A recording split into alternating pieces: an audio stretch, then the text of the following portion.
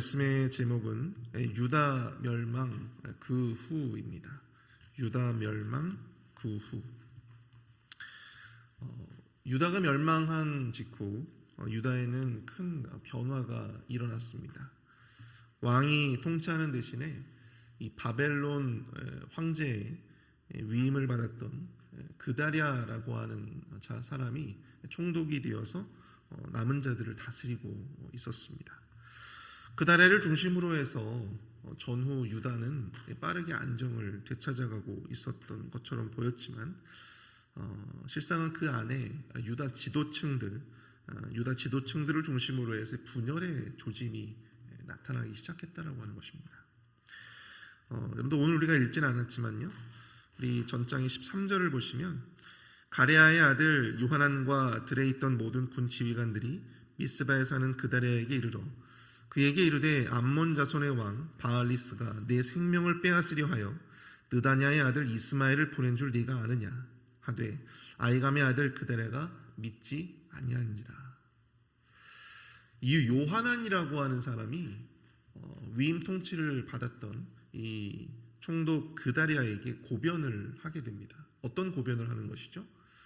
이스마엘이 사주를 받아서 암몬 자손의 왕이었던 바알리스의 사주를 받아서 너를 죽이려고 온 것이다.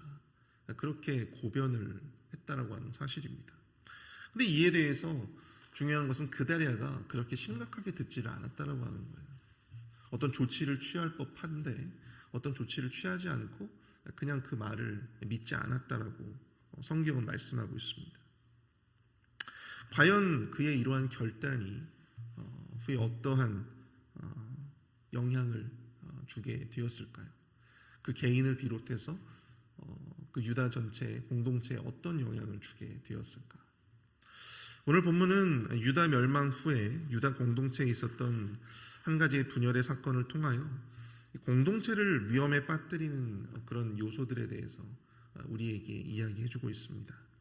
오늘 새벽에는 공동체를 위험에 빠뜨리는 어떤 요소들이 있는가, 우리 몇 가지 살펴보고 우리에게 주시는 하나님의 영적인 교훈들을 함께 나눠보기를 원합니다. 첫 번째로 우리가 살펴볼 수 있는 것은요, 그럴듯한 명분 속에 개인적인 이기적인 욕망이 공동체를 위험에 빠뜨릴 수 있다라고 하는 것입니다. 그럴듯한 명분 속에서 개인의 이기적인 욕망이 공동체를 위험에 빠뜨릴 수 있다. 오늘 본문의 1절부터 3절까지의 말씀을 쭉 한번 볼까요? 일곱째 달에 왕의 종친 엘리사마의 손자요 느다냐의 아들로서 왕의 장관인 이스마엘이 10사람과 함께 미스바로 가서 아이감의 아들 그다랴에게 이르러 미스바에서 함께 떡을 먹다가 느다냐의 아들 이스마엘과 그와 함께 있던 10사람이 일어나서 바벨론의 왕이 그 땅을 위임했던 사반의 손자 아이감의 아들 그다랴를 칼로 쳐 죽였고 이스마엘이 또 미스바에서 그다랴와 함께 있던 모든 유다 사람과 거기에 있는 갈대아 군사를 죽였더라. 우려하던 일들이 벌어지기 시작했습니다. 느다냐의 아들 이스마엘이 바벨론의 위임을 받은 총독 그다랴를 칼로 쳐 죽인 것이죠. 뿐만 아니라 그다랴와 함께 있었던 친바벨론 인사들, 당시에 그 유다 지도층들 내에서도 친애굽계가 있었을 것이고 또 친바벨론계가 있었을 것 아니겠습니까? 그다랴를 중심으로 해서 친바벨론 인사들이 뭉쳤는데 그들까지 모두 죽였다라고 하는 사실이죠. 게다가 그들을 호위하기 위해서 이 바벨론의 군대 장관 느부사라단이 보내줬던 갈대아 군사들, 바벨론 군사들까지 처치하였던 것입니다. 그 짧은 시간에 고작 이 10명의 사람들로 이 엄청난 사건을 거사를 벌이게 되었다라고 하는 사실이죠. 이것은 지극히 아주 계획적인 그러한 모의였다, 그렇게 볼 수밖에 없는 것입니다. 그럼 이스마엘이 그다랴를 죽인 이유는 과연 무엇이었을까요? 이스마엘이 그다랴를 죽인 이유, 앞선 요하난의 첩보를 여러분들이 살펴보시면 아실 것이고 또 향후에 이스마엘이 그 모든 거사를 치른 다음에 왕의 이 여자들과 또 몇몇의 백성들을 다 데리고 어디로 갔죠? 실제로 암몬으로 망명을 하려고 했다고 하는 사실입니다. 자, 이러한 사실들을 생각해 본다면 이스마엘이 그다랴를 죽인 표면적인 이유는 앞선 요하난의 첩보대로 이 암몬 자손의 왕이었던 바알리스의 사주 때문이었다라고 생각해 볼 수 있을 것입니다. 바알리스가 멸망한 유다 지역에 대한 영향력을 확보하고자 그가 이스마엘을 꼬드겨서 부추겨서 이와 같은 엄청난 거사를 벌이게 했다라고 하는 사실이죠. 사실 이스마엘의 입장에서도 든든한 뒷배가 있지 않고서야 어떻게 개인적으로 이렇게 엄청난 거사를 치를 수가 있었겠습니까? 그런데 우리가 좀 살펴보면요, 이런 표면적인 어떤 이유 이외에도 이스마엘의 어떤 개인적인 욕망이 이 거사의 중심에 사로잡고 있음을 우리가 생각해 볼 수가 있다라고 하는 사실이죠. 여러분들 우리가 읽은 이 1절 말씀을 쭉 한번 보시면요, 인물들을 굉장히 세세하게 서식해주고 있는 몇 가지 문구들을 우리가 발견해 볼 수 있습니다. 여러분들 우리가 이스마엘을 소개할 때 1절에서 뭐라고 소개를 하고 있죠? 왕의 종친, 엘리사마의 손자요, 느다냐의 아들로서 왕의 장관인 이스마엘. 이스마엘을 소개하는데 그가 어떤 사람이다라고 하는 것을 굉장히 중요하게 부각시켜주고 있냐면, 그가 왕의 종친으로서 왕의 가족이다라고 하는 사실을 분명하게 부각해주고 있다라고 하는 사실입니다. 그리고 그가 죽인 느다랴는 어떤 사람입니까? 느다랴에 대해서도 소개를 하고 있죠. 아히감의 아들 그다랴. 아히감의 아들 그다랴. 근데 또 나중에 여러분들이 보시면 2절에 보시면 사반의 손자 아히감의 아들 그다랴, 이렇게 가족들을 그의 할아버지 아버지를 이렇게 소개하고 있는 모습들을 보게 됩니다. 특별히 이 이스마엘에 대해서 이야기를 할 때 왕의 종친 엘리사마의 손자요 느다냐의 아들로서 왕의 장관인 이스마엘이, 유다에 남겨진 자를 다스려도 마땅히 여러분들 누가 다스려야 되겠어요? 왕의 자손이고 또 왕의 종친이었던 자신이 유다의 남은 백성들을 통치해야 할 법한데, 자기보다 훨씬 이 별 볼 일 없는 이 서기관의 자손이었던 이 사반의 손자 아히감의 아들 그다랴에게 유다 통치를 맡긴 이 바벨론에 대해서 그가 좋지 않은 감정을 가지고 있었다라고 하는 사실입니다. 겉으로는 바벨론의 나라를 팔아먹은 자들을 처단한다라고 하는 어떤 거룩한 명분이 있었을지 모르겠으나, 실상은요, 자기보다 못한 사람이 저렇게 지도자로 나서는 것을 보니까 이게 개인적으로 감정이 좋지 않을 수밖에 없었다라고 하는 사실이죠. 개인적인 시기와 질투로 인해서 그나마 안정을 찾아가고 있었던 유다 공동체에 굉장히 큰 위협을 지금 초래한 이런 모습들을 우리가 볼 수 있다라고 하는 사실입니다. 근데 여러분들 여기서 보시면 그다랴의 아버지 아히감, 이 사반의 아들 아히감, 그다랴의 아버지 아히감, 이렇게 아히감에 대해서 소개하고 있는데, 여러분들 아히감에 대해서 여러분들 기억나십니까? 예레미야서 26장 24절을 여러분 보시면요, 사반의 아들 아히감의 손이 예레미야를 도와주어 그를 백성의 손에 내어주지 아니하여 죽이지 못하게 하니라. 예레미야가 예루살렘의 패망에 대해서 예언하고 또 여러 가지 메시지를 전하니까 그를 죽이려고 하는 왕의 움직임도 있었고 또 고관들의 움직임도 있었단 말이죠. 근데 그때 누구의 손이 예레미야를 돕게 되었느냐라고 보니까 바로 아히감이 예레미야를 도와줘서 그로 말미암아 죽임을 당치 않게 만들었다라고 하는 사실이죠. 이 아히감이라고 하는 존재는 굉장히 하나님 앞에 신실한, 또 예레미야를 돕고자 하는 어떤 그런 사람이었다라고 하는 것을 우리가 생각해 볼 수 있습니다. 또 이 아히감의 아버지에 대해서 여러분들도 생각해 보실 수 있는데요, 이 사반이라고 하는 사람은 어떤 사람이냐면, 이 사반은 요시야 왕 때 활동했던 서기관이에요. hil기야 대제사장이 성전 수리 도중에 율법 두루마리를 발견하게 되죠. 그것을 왕에게 전달한 사람, 또 그것을 백성들 앞에 선포한 사람이 누구냐면 바로 이 사반이라고 하는 사람이었다고 하는 사실입니다. 이 이스마엘의 이런 어떤 이스마엘과 대비되는, 무언가 아주 대비되는 그런 모습들을 우리가 좀 생각해 볼 수 있는 것이죠. 이 그다랴라고 하는 사람은 비록 이스마엘과 같은 왕족은 아니었지만 왕족보다 훨씬 더 고결하고 신실한 신앙을 가졌던 신앙의 베이스를 가진 그러한 가문의 사람이었다라고 하는 사실입니다. 그래서 하나님께서 특별히 이 그다랴를 유다 멸망 그 모든 이후에 그 유다 남은 자들을 다스리는 자로 하나님께서 세우셨다라고 하는 사실이죠. 그다랴가 남은 유다 백성들을 통치하게 된 것이 하나님의 뜻이었지만 그다랴를 향한 이스마엘의 이러한 시기와 질투, 개인적인 어떤 욕망으로 말미암아 그나마 누리게 되었던 이 공동체의 평화가 깨어지게 된 것입니다. 이스마엘 그 개인 자체를 떠나서요, 공동체 전체가 지금 바벨론의 어떤 보복을 당하게 된 그런 위기 가운데 놓이게 되었다라고 하는 사실이죠.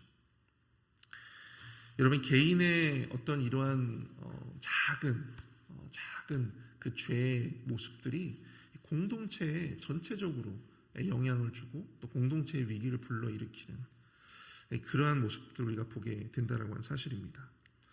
야고보서 3장 16절을 보시면요, 시기와 다툼이 있는 곳에는 혼란과 모든 악한 일이 있습니다.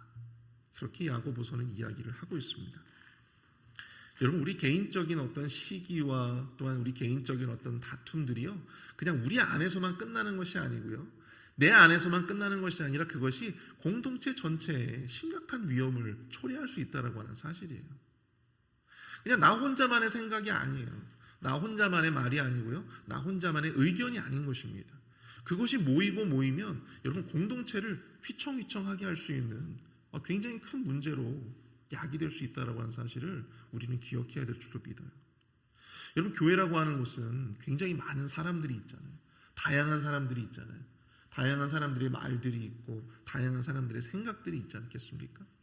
근데 그 안에는 보면요, 명분은 굉장히 그럴듯해 보여요. 굉장히 거룩해 보이고 명분은 굉장히 공명정대한 것처럼 보이지만 실상 나의 생각과 나의 말을 지배하는 것을 가만히 들여다보면 개인적인 어떤 욕심이라든지 아니면 개인적인 어떤 시기와 또한 질투들이 그 안에서 막 역동하고 있는 것들을 우리는 보게 되어진다고 하는 사실입니다. 제가 예전에 그 주일학교 사역을 하면서 보니까요,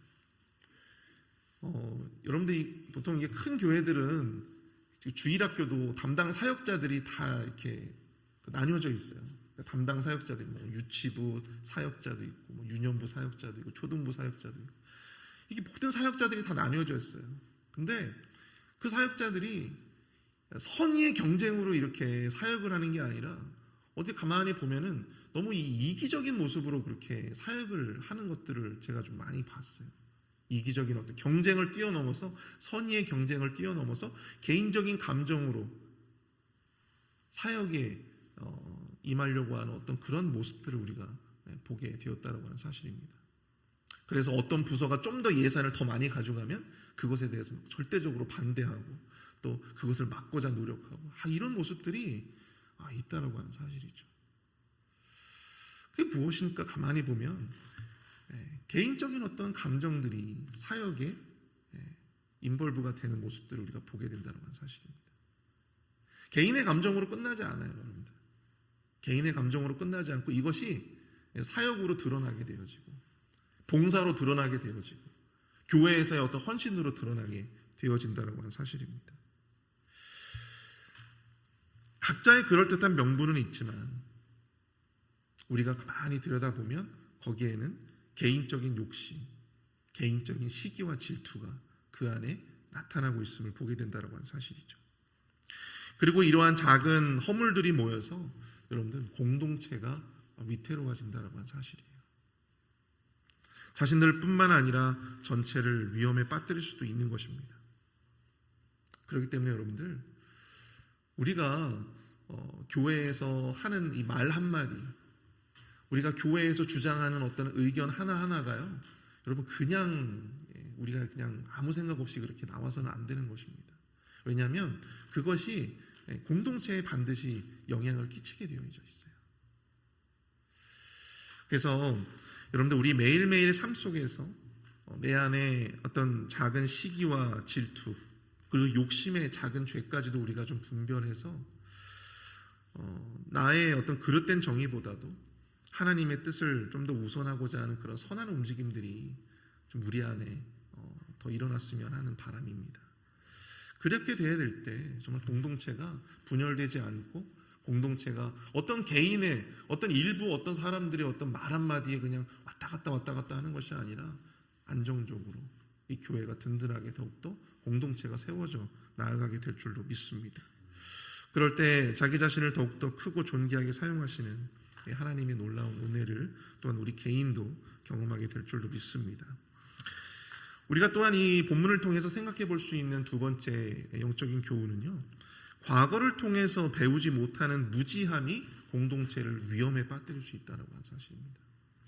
과거를 통해서 배우지 못하는 무지함이 공동체를 위험에 빠뜨릴 수 있다. 여러분들, 이스마엘이 이토록 무모한 죄를 저지를 수밖에 없었던 것은 그가 과거를 통한 배움, 과거를 통해 배우지 못하는 그런 무지함이 그 안에 자리 잡고 있었기 때문이었습니다. 여러분, 현명한 사람은 이 자신의 경험을 통해서 더 나은 경험을 만들어내죠. 과거를 통해서 더 나은 미래를 만들어 나아가게 되어 있습니다. 이 과거를 통해서 배우는 것이 많기 때문이죠.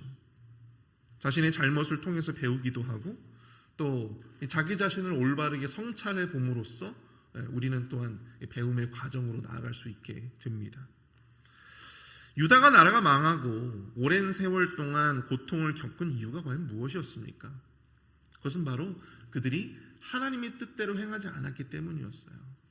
그들이 우상 숭배를 했고 또 하나님의 뜻에 반하는 모습들로 나아갔기 때문에 그들이 나라가 멸망하고 그들이 큰 고통을 겪게 된 것 아니겠습니까? 그런데 바벨론에게 대항하지 말고 항복하라고 하는 이 하나님의 명령을 무시하고 바벨론에 대항하여 싸우려고 했고, 또 하나님께서 이 세우신 이 유다의 어떤 새로운 지도자를 향해서 반기를 들고 또 그를 제거하려고 했다라고 하는 사실. 이스마엘도 결국은 자신의 그릇된 명분을 앞세워서 바벨론이 임명하고 군대 장관이 친히 군사를 내어줘 호위하게 한 그다랴를 죽인 것이 아닌가. 그를 죽일 때 어떤 재앙이 공동체에 닥칠 것인가를 그는 과연 알지 못했을까요? 바벨론에게 대항했을 때 하나님의 명령을 어기고 바벨론에게 대항하고 또 바벨론에게 반기를 들었을 때 공동체에 큰 위기가 닥칠 것이라고 하는 것을 그는 과연 몰랐을까? 과거의 역사가 보여주고 있었습니다. 그럼에도 불구하고 이스마엘은 과거를 통해서 배우지 못하는 그런 무지함이 그 안에 있었다라고 하는 사실이죠. 근데 그뿐만이 아니에요. 여러분들 뒤에 보시면 가레아의 아들 요하난이라고 하는 사람은 어떻습니까? 요하난. 그다랴에게 몸조심하라고 하는 어떤 첩보를 전해주었던 사람이죠. 근데 그 사람이 이스마엘이 빼앗아갔던 유다 백성들을 다시 되찾아왔어요. 근데 거기까지는 좋아요. 그때 이 사람이 미스바로 돌아가려고 했던 것이 아니라 어디로 지금 돌아가려고 했습니까? 어디로 가려고 했어요? 애굽으로 가려고 했다는 건 사실입니다. 미스바로 돌아가야 될 텐데 그가 다시 애굽으로 돌아가려고 하고 있어요. 17절, 애굽으로 가려고 떠나 베들레헴 근처에 있는 게롯 기맘에 머물렀더니, 그가 애굽으로 가려고 했던 이유가 과연 무엇일까?